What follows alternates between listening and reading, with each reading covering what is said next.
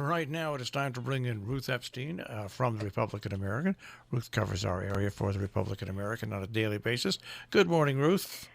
Good morning, Marshall. Hi, Jill. Good morning. And now we know the shower saga. Very Yes. interesting. There's always a saga. That's the. It's That just. is a horrible saga, though. I mean, to get Yeah, it's cold, but it's going to be 90 degreys. I know. The end of the week. But this is. Marshall has always run a little bit behind the temperature. I've always run a little behind just about everything. Period. Yeah.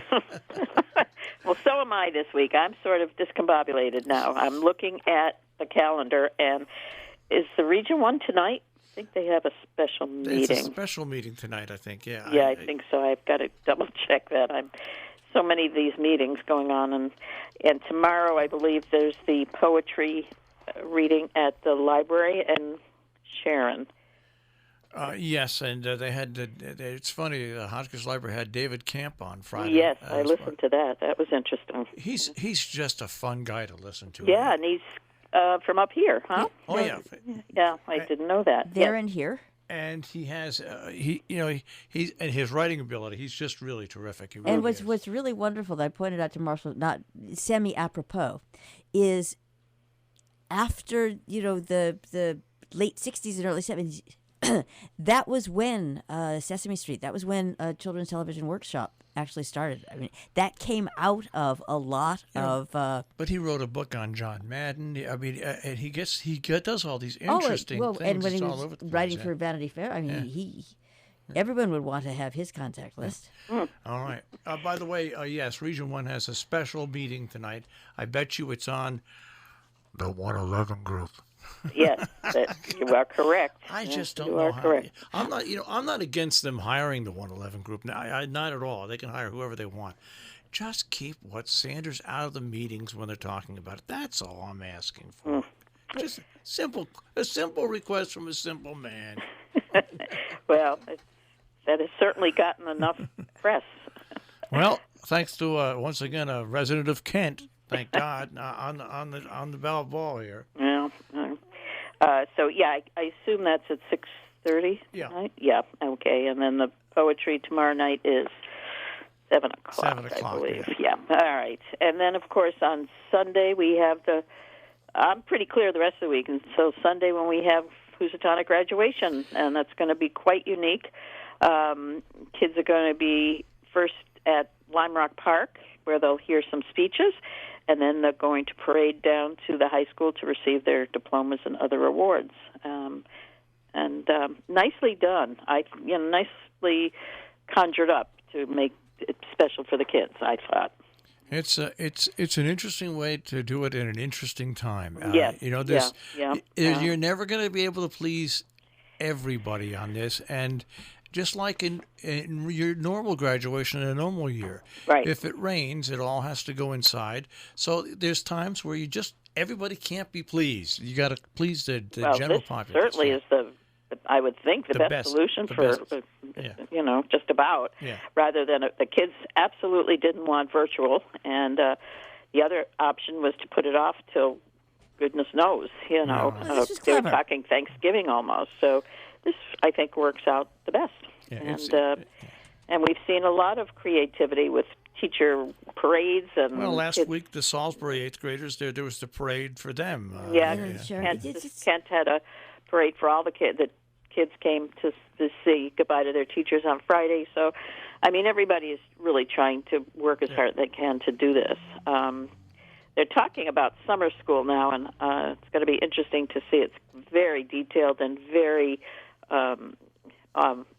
all kinds of rules and regulations being put on, and we'll see what happens there. And, of course, who knows what's going to be in the fall. Well, you've got a couple of stories in the Republican-American about people from New York that have moved up here with young kids, not high school kids, but young kids, elementary school kids, and how that might affect the population in certain schools. Certain schools, yeah. I don't know. There are some already signed up. I wonder just the permanency of it all, whether that's going to remain or whether that's temporary, but we'll see. It will be interesting to look back and see if we suddenly solved the enrollment problem that guys have been banging on about for 8 years. Yeah. I'm seeing houses going up for sale that have never been even close to be up for sale. Yeah. Yes, and they say the real estate folks are just inundated. It's, life is cyclical. If people haven't figured that out by now, they never will. And the members of COG had a meeting last week, and they all discussed, again, how their town's going to operate this summer. There's some really unique ideas as far as what they can do for seniors and what they can do for recreational programs. And the one that caught my eye was, and I must talk to Henry Todd, they have given all the seniors in Falls Village iPads, senior citizens, so they can communicate on FaceTime with each other, which I think is really sweet.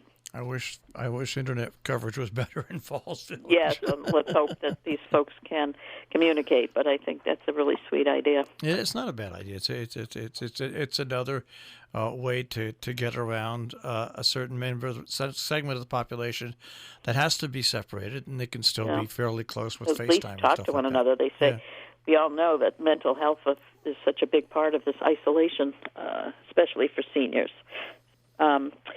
We have 2 interim assistant superintendents that were named this week. As you all know, we're playing dominoes here. Pam Vogel leaves superintendent at the end of July.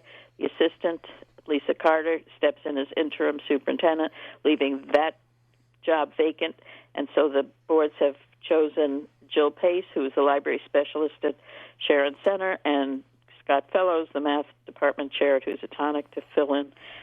Each of them will be at a 0.6 slot and will retain 0.4% of the time at their respective schools. So we'll see. Meanwhile, the search goes on for a superintendent. So it's going to be interesting, as we know. And we had there was a lovely peaceful protest in Sharon at the Clock Tower. Brought out probably about 150 people this week. Yeah. Nicely done.